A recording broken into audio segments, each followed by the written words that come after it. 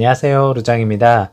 시장에서는 전일 빅테크 기업의 실적 쇼크를 딛고 기업들의 실적과 연준이 선호하는 물가 지표를 소화하며 상승을 하였는데요. 금요일장 발표가 된 PCE 개인 소비 지출이 전월 대비 0.6%를 증가를 하였고, 높은 인플레이션이 지속되고 있음을 보여줬다는 분석이 제기가 되었습니다. 다음 주 열리는 FOMC 회의에서 분명히 이 부분으로 4연속 자이언트 스텝인 75 베이시스 포인트 인상이 유력해졌지만요. 그 이후 발언에 대해서 주목을 해야 되는데요. 만약 50 베이시스 포인트로 줄여 나갈 것이다, 이런 발언만 해준다면 호재로 다가올 수 있다는 개인적인 생각입니다. 다행히도 빅테크 기업의 저조한 실적에도 불구하고요. 애플이 시장의 예상치를 웃도는 매출과 순이익을 발표를 하면서 8%에 가까운 상승을 보여주면서 시장의 부담을 덜어주었고요. 그로 인해서 3대 지수 모두 기분 좋게 상승 마감을 하였고, 나스닥은 2.87%가 상승을 하면서 전날 하락분을 넘어서는 모습이었네요.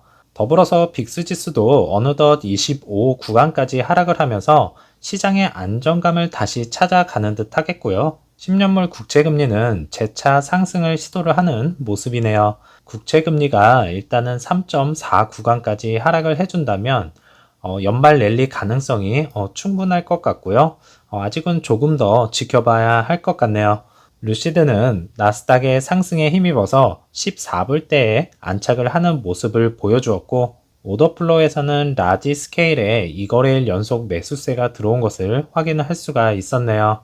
1분봉은 나스닥의 흐름과 유사하게 흘러갔고, 장 중반부부터 그 흐름을 따라가지 못하면서 조금 아쉬운 상황이었고요. 그래서 한 주 동안 6.91%가 상승을 하였고, 한 달 동안 마이너스 6.5%가 하락을 하였네요. 그래도 사실 금요일장 정말 많이 걱정을 하였는데 다행이라 생각되고요. 한 주 동안 정말 고생 많으셨습니다.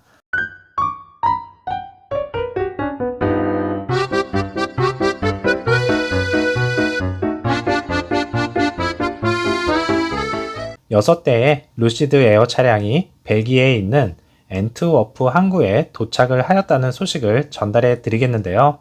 유럽권에서도 서서히 배송이 이루어지는 것을 볼 수가 있겠고, 앞으로 사우디 공장을 기점으로 빠르게 배송이 되기를 더욱더 기대를 할 수 있는 부분이겠네요. 아직은 애리조나 공장도 완공이 안 되었는데 벌써부터 사우디 공장이 지어지는 것을 볼 생각하니까 왜 이렇게 설레는지 모르겠습니다. 어떠한 모습을 갖추게 될지 정말 궁금하네요. 스코츠데일 서비스 센터에 아직도 많은 차량이 고객을 기다리고 있는 중이고요. 인기가 가장 많을 거라던 실버 색상도 점차 보이기 시작합니다. 전 모델 생산과 함께 모든 색상도 생산이 가능해졌다는 것이 이제는 대량 생산만 이루어내면 될 것이겠고요. 그 한 걸음 한 걸음 진행하는 모습을 영상 등을 통해서 지켜보고 있는 중입니다. 루시드도 화이팅 해주시고요. 저희들도 화이팅 합시다. 사우디 소식에서는 킹 압둘라흐 시티에 대한 기반 시설 공사의 40%를 완료를 하였고, 현재 많은 기업 및 투자자와 협상 중에 있다고 하고 있었는데요. 그러면서 이제 다시 한번 루시드 사우디 공장 사진을 게시를 한 것을 확인을 할 수가 있었고, 사우디에 있는 호텔에서도 루시드의 차량을 발견을 할 수가 있었습니다. 이렇게 사우디 사진이 한 장씩 올라올 때마다 예전에 미국에서 루시드 차량 포착 사진들이 간간히 한 장씩 올라왔던 기억이 생각이 나면서 현재는 많은 차량이 미국 내에서 보이고 있고요. 앞으로는 사우디에서도 많은 차량의 사진이 올라오지 않을까 생각되네요. 거기에 케이블 제품 전문 제조업체인 이 기업과 대한항공과 계약을 체결을 하였다고 하는데요. 아무리 찾아봐도 어떠한 체결이었는지는 안 나오고요. 배구만 자꾸 나옵니다. 대한항공과 케이블 업체 무엇인지 궁금하네요. ACWA 파워 회장은 세계 최대 재생에너지 생산 업체가 될 것이면서 세계에서 가장 저렴한 태양광, 풍력, 그리고 수소 에너지 생산 업체가 될 것이다 라고 말을 하면서 에너지 부분에서도 박차를 가할 것으로 생각을 할 수가 있겠네요. 2030년까지 100만 장자로 만들 세 가지 주식을 이야기를 하면서 역시나 루시드가 포함이 되어 있었는데요. 향후 몇 년 동안 강력한 딜리버리 성장을 위해 포지셔닝을 시작한 혁신 중심의 일렉트릭 차량 회사라고 하고 있고요. 견고한 성장을 위해서 자리매김하고 있으면서 루시드는 이미 시장에서 가장 길고 빠른 충전 차량을 보유를 하고 있고, 이제 사파이어가 2023년 출시를 소개를 하였는데요. 이는 세계에서 가장 파워풀한 세단이라고 주장을 하고 있고, 그래비티 SUV는 2024년 상반기에 생산이 될 예정이라고 말을 하고 있었습니다. 루시드는 이미 공격적인 글로벌 확장을 추구하고 있고, 향후 몇 년 안에 북미, 유럽 및 중동에서 강력한 입지를 확보할 것이다 말을 하고 있었고요. 캐시 번은 몇 년 동안 지속될 것이지만은 2023년까지 운영을 위한 충분한 유동성을 보유를 하고 있고, 8빌리언 달러 상당의 유가 증권을 판매 신청을 한 부분을 말을 하고 있었네요. 오퍼링을 통해서 현금 조달 가능성이 이제 2023년에 실행이 되어질 텐데요. 다른 기업들 오퍼링 시기의 차트를 제가 좀 뒤져보니까 발표 시기에는 대부분 하락을 하였고요. 오퍼링을 이제 실시하기 2, 3개월 전부터 주가 움직임이 상방으로 향했던 부분을 감안한다면 루시드도 이러한 움직임을 보이지 않을까 생각을 해봅니다. 어차피 기업이 성장을 하려면 이 부분도 안고 가야 하는 거니까요. 오퍼링에 관해서 너무 신경 쓰지 마시고 앞으로 2030년 백만장자로 만들어줄 루시드 그룹에게만 신경을 쓰면 될 듯 합니다. 2023년 에어 모델 출시를 위한 EPA 승인 획득을 하였는데요. 다른 트림들은 모두 인증을 받아서 판매가 시작이 되었다는 것을 확인을 할 수 있었던 부분이었고요.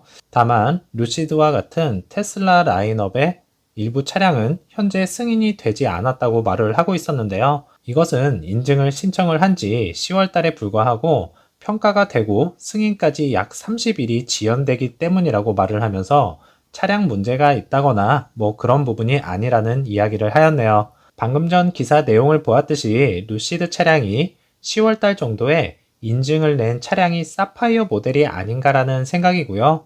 인증 절차가 끝이 나면 사파이어 모델도 생산에 돌입할 것으로 예상이 되네요.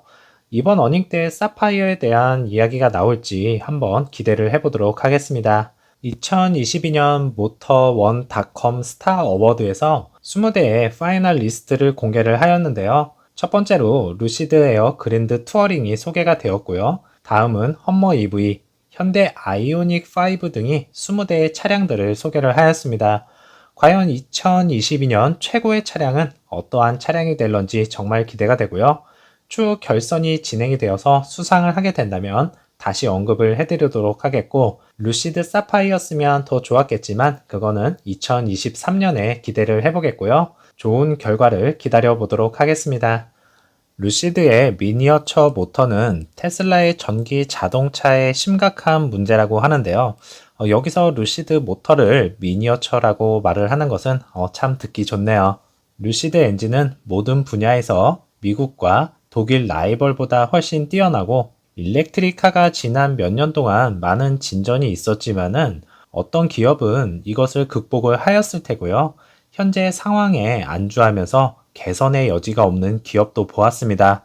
엔진, 차량에 있어서 내연기관, 전기차 모두 중요한 부분인데요.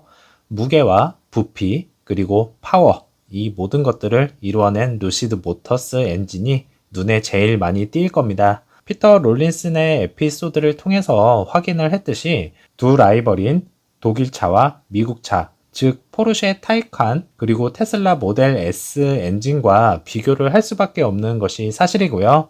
언젠가는 루시드보다 더 소형화가 되고 더 효율적인 모터가 나올지는 모르겠지만 누가 뭐라 해도 현재 지구상에서 가장 소형화가 되어 있는 강력한 모터를 가지고 있는 것은 루시드 모터스밖에 없다라는 것을 항상 기억하시기 바라겠습니다. 이제 루시드 실적 발표도 11월 8일로 예정이 되어 있고요. 얼마 남지 않았네요. 어닝콜에서 제가 제일 안 들었으면 하는 말이 반도체 공급망으로 인한 생산성 문제가 다가올 것이다 라는 말을 제일 안 들었으면 좋겠는데요. 어제 베어스 워크샵에서 보았듯이 아직은 그러한 문제는 없는 것으로 보이고 있지만 리비안에서는 2022년 R1T가 중대한 기능을 드랍시켰다고 하고 있는데요. 일부 옵션은 반도체 칩 부족 및 공급망 제약으로 제거가 되고 있다고 말을 하고 있고, 이로 인해 발생하는 문제로 옵션을 취소하는 사태가 벌어지고 있다고 합니다. 이로써 사랑받는 기능들을 드랍시키고 있으면서 고객들의 원성을 사고 있는 것으로 알려져 있는 것을 확인을 할 수가 있었고요. 하루빨리 반도체 칩 공급망 문제가 조속히 해결이 되었으면 좋겠네요. 루시드가 그걸 겪고 나니까 얼마나 힘든 시기였는지 알 수 있었는데요. 반도체 칩 문제로 인한 생산성과 그 많은 옵션 문제 등으로 타격을 입지 않았으면 좋겠습니다. 그럼에도 불구하고 위드부시는 리비안을 45불 프라이스 타겟을 유지를 하는 모습이면서 10년 동안 자동차 산업을 뒤흔들 전기 자동차 제조업체 중에 하나가 될 것으로 예상을 하고 있었습니다. 저 역시도 리비안은 이러한 어려움을 다 이겨내고 성공할 거라 생각합니다. 즐거운 주말 보내시고요. 다음 영상에서 찾아뵙겠습니다. 감사합니다.